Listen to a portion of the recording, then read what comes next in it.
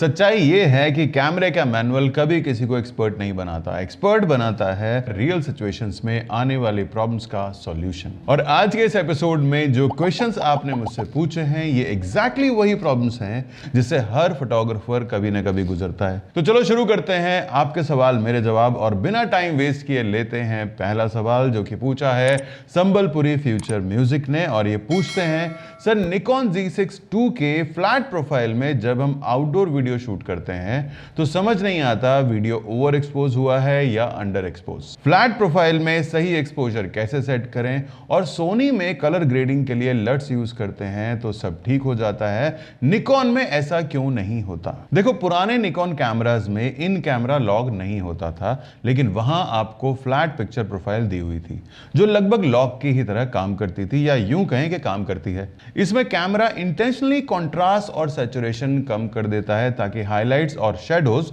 दोनों सेफ रहें। इससे आपको डायनेमिक रेंज अच्छी मिलती है और आप इसे बाद में कलर ग्रेड कर सकते हो। और क्योंकि फ्लैट प्रोफाइल में इमेज थोड़ी फेडेड लगती है और ऐसा लगता है कि एक्सपोजर ओवर हो रहा है, तो इसी वजह से आप उसे अंडर एक्सपोज कर देते हो। पर एक्चुअली आपको फ्लैट प्रोफाइल में शूट करते वक्त थोड़ा ओवर एक्सपोज करना चाहिए। और जब आप ग्रेडिंग में कॉन्ट्रास्ट और टोन्स को उठाओगे तो नॉइस नहीं आएगी, शैडोज क्लीन रहेंगी और एक्सपोजर भी बिल्कुल परफेक्ट हो जाएगा। और जहां तक बात है लट्स की, तो फ्लैट प्रोफाइल पर लट लगाने की जरूरत नहीं पड़ती क्योंकि वो एक लॉग फॉर्मेट नहीं है, वो एक न्यूट्रल पिक्चर प्रोफाइल है जो सिर्फ कंट्रास्ट और सैचुरेशन को थोड़ा सा एडजस्ट करके आपको बहुत बढ़िया रिजल्ट देती है। और वहीं सोनी के कैमरास में आपको S-Log2 और S-Log3 जैसे डेडिकेटेड लॉग प्रोफाइल्स मिलते हैं जिनके लिए सोनी ने ऑफिशियली लट्स दिए हुए हैं। तो वर्क फ्लो बहुत सिंपल लगता है, S-Log में शूट करो, लट लगाओ और कलर आपको वैसे ही मिल जाते हैं जैसे आपको चाहिए। हालांकि ये सुनने में जितना इजी लगता है उतना ये आसान नहीं है, क्योंकि हर बार अच्छे रिजल्ट्स आपको मिल जाए इसकी कोई गारंटी नहीं होती, और लॉग शूट करना एक अलग कॉम्प्लिकेशन तो होता ही है। और वहीं निकॉन की फ्लैट प्रोफाइल में लट अप्लाई करने की जरूरत नहीं पड़ती, लेकिन अगर आपको सीरियस कलर ग्रेडिंग करनी है तो आपको 10 बिट लॉग में शूट करना चाहिए। और निकॉन के नए कैमराज में आप इजीली 10 बिट एनालॉग रिकॉर्ड कर सकते हो, वो भी इन कैमरा। और अगर आप सिनेमैटिक लुक बनाना चाहते हो तो निकॉन आपको फ्री रेड क्रिएटिव लट्स भी देता है जिसे आप यूज कर सकते हो। अब लेते हैं अगला सवाल जो कि पूछा है रजनी लाकरा ने। और ये पूछती हैं, सर डांस वीडियो शूट करते वक्त फोकस बार बार जंप कर जाता है, कभी सब्जेक्ट पे लॉक होता है, कभी बैकग्राउंड पे चला जाता है, और इस सिचुएशन में बेस्ट फोकस सेटिंग क्या रहेगी? ये प्रॉब्लम बहुत ही कॉमन है क्योंकि डांस वीडियोस में सब्जेक्ट भी मूव कर रहा होता है, कैमरा भी मूव कर रहा होता है और लाइट भी कॉन्स्टेंटली चेंज हो रही होती है। ऐसे सिचुएशन में ऑटो फोकस को क्लियर इंस्ट्रक्शन देना बहुत जरूरी हो जाता है। मैं पर्सनली रिकमेंड करता हूं कि आप AFC मोड यूज करो, साथ में wide area auto focus plus eye detection को ऑन रखो।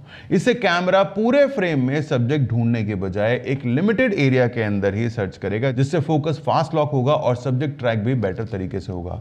अब आप सोचोगे कि AFC तो स्टिल्स के लिए यूज होता है और वीडियोस के लिए तो AFF यूज होता है। आप टेक्निकली बिल्कुल सही हो, लेकिन AFC के साथ बैक बटन फोकस का कॉम्बिनेशन यूज करोगे तो आप ये डिसाइड कर सकते हो कि फोकस किस पे करना है, कब तक उसको ट्रैक करना है। थोड़ी प्रैक्टिस करनी पड़ेगी, पर एक बार इसे मास्टर कर लिया तो फोकसिंग काफी ईजी हो जाएगी। अब दो और छोटी सेटिंग्स हैं जो कि बहुत हेल्प कर सकती हैं, जैसे कि लो लाइट AF को इसे आपको कैमरा में इनेबल करके रखना चाहिए। इससे कैमरा कम लाइट में भी सब्जेक्ट को आसानी से डिटेक्ट कर लेता है।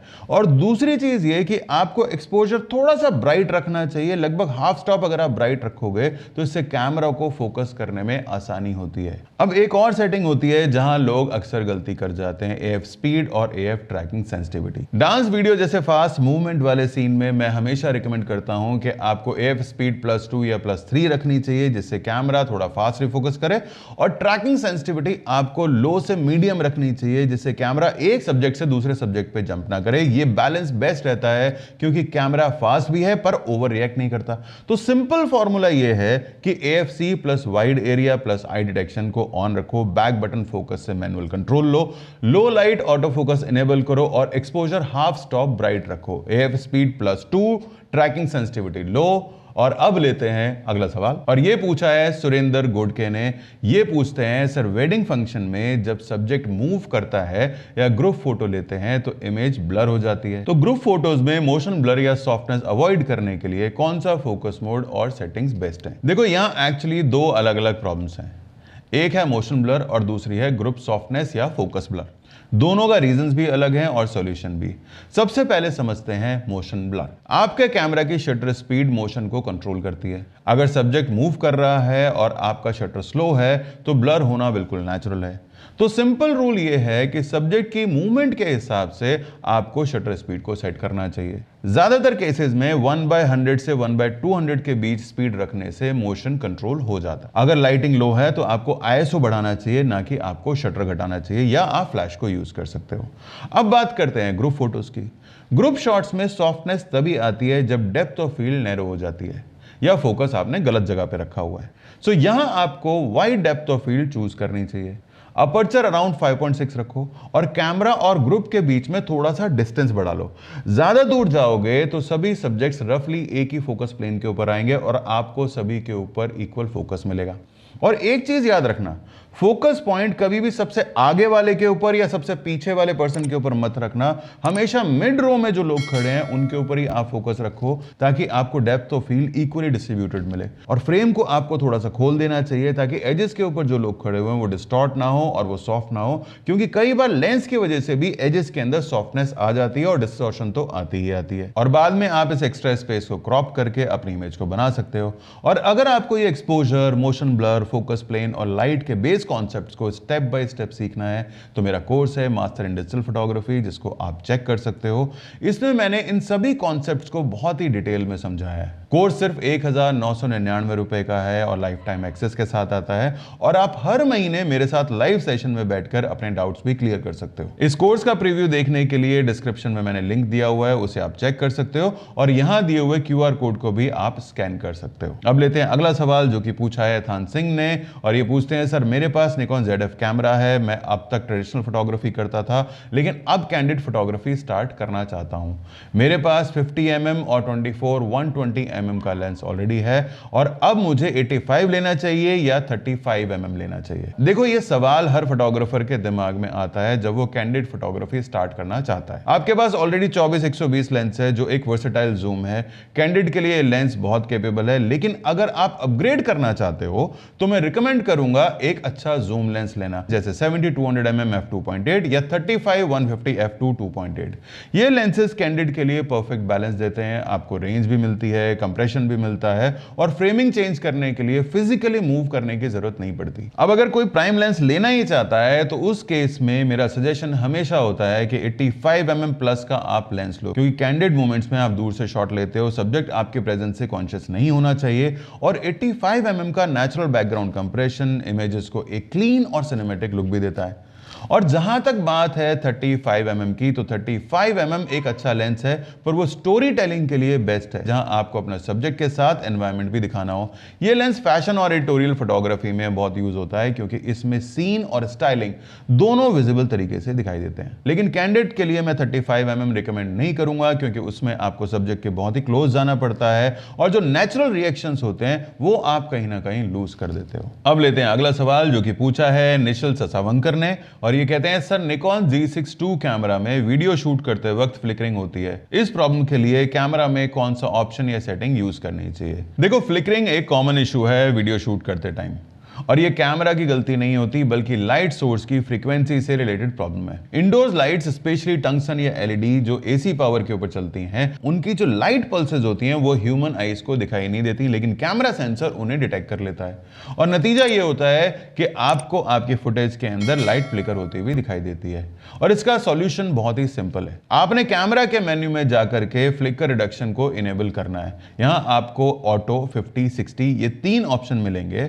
आप ऑटो पर रखो, कैमरा ऑटोमेटिकली डिटेक्ट कर लेगा कि लाइट 50 हर्ट्ज है या 60 हर्ट्ज, और उसके हिसाब से शटर स्पीड को सिंक कर देगा।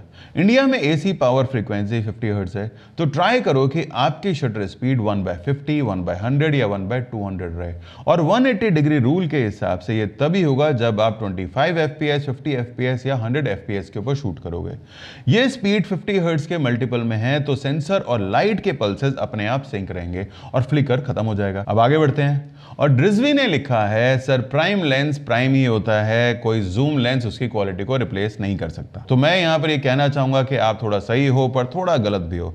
देखो प्राइम लेंसेज सस्ते जूम लेंसेज से बेटर होते हैं, ये बात बिल्कुल सही है, क्योंकि अगर आप कंपेयर कर रहे हो 85mm f1.8 और 2470 f4 जैसे लेंसेज को, तो नेचुरली प्राइम शार्पर लगेगा, बुके आपको ज्यादा बेटर मिलेगा और लो लाइट के अंदर भी वो ज्यादा बेटर परफॉर्म करेगा।